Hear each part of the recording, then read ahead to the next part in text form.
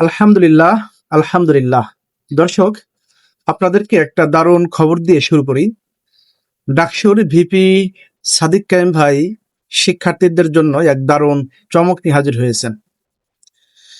ডাকসুর মেয়াদ শেষ হতে আর মাত্র 1 মাস বাকি।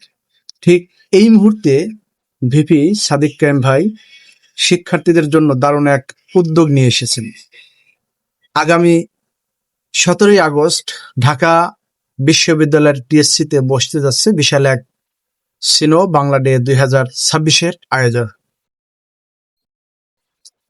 এখানে প্রায় 40টি চীনা কোম্পানির অংশগ্রহণে এই ইভেন্টে থাকছে 430টি চাকরির সুযোগ সুবিধা।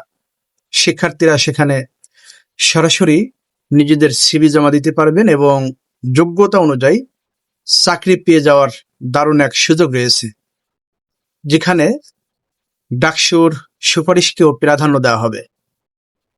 সচেতন মহলের অভিমত হলো, বর্তমান প্রজন্মের শিক্ষার্থীদের জন্য পেশিশক্তির রাজনীতি বাদ দিয়ে এমন শিক্ষার্থী বান্ধব ও কল্যাণমুখী কাজই হবে সবচেয়ে বেশি দরকার।